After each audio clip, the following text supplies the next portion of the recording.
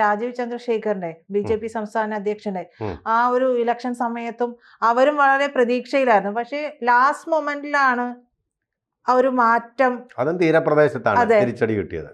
അങ്ങനെ ഉണ്ടായിട്ടുണ്ട്. അപ്പോ ലഡു വാങ്ങി വെച്ചാലും കാര്യമുണ്ടോ എന്നുള്ളത് സാറ് പറഞ്ഞ പോലെ തന്നെയാണ്. ഇപ്പോ ട്രെൻഡിങ് എന്ന് പറയുന്ന ലീഡ് നില ഇങ്ങനെയാണ്. NDAക്ക് 86 നമ്മളിത് പറയുന്ന സമയത്ത്, MGBക്ക് 57, അതേഴ്സ് 6, അങ്ങനെയാണ് പോകുന്നത്.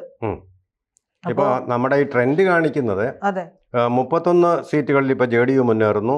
ഇന്ത്യൻ നാഷണൽ കോൺഗ്രസിന് വെറും 8 സീറ്റുകളിൽ മാത്രമേ മുന്നേറ്റമുള്ളൂ. ട്രെൻഡാണ് ഇത്, വ്യക്തമായ ലീഡല്ല. JSP 4, CPI ML നക്സലൈറ്റുകൾ അവർ 3 സീറ്റുകളിൽ മുന്നേറുന്നുണ്ട്.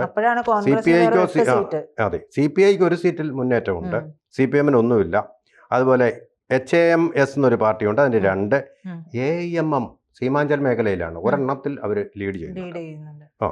പിന്നെ JSJD 1, LJ, PRV, ഇങ്ങനെ ചെറിയ ചെറിയ ഈർക്കിലി പാർട്ടികൾ കുറേ ഉണ്ട്, അവയെല്ലാം ലീഡ് ചെയ്യുന്നു. അങ്ങനെയാണ് ഇപ്പോൾ നമുക്ക് വന്നിട്ടുള്ള ഒരു ട്രെൻഡിന്റെ അനാലിസിസ്. അതിങ്ങനെ മാറിക്കൊണ്ടിരിക്കുകയാണ്. തേജസ്വി യാദവ് പറയാണ് എല്ലാവർക്കും നന്ദി, മാറ്റം വരാൻ പോകുന്നു എന്നൊക്കെയാണ് പറഞ്ഞിരിക്കുന്നത്. അപ്പോ ഈ പറയുന്ന പോലെ ഇഞ്ചോട് ഇഞ്ചാണ്, നമുക്ക് ഏത് നിമിഷം വേണമെങ്കിലും ഇത് മാറി മറിയാവുന്നതേ. കൂടുതൽ വാർത്തകളും വിശേഷങ്ങളും നിങ്ങളിലേക്ക് എത്താൻ ABC മലയാളം സബ്സ്ക്രൈബ് ചെയ്യുക, ബെൽ ബട്ടണും അമർത്തുക.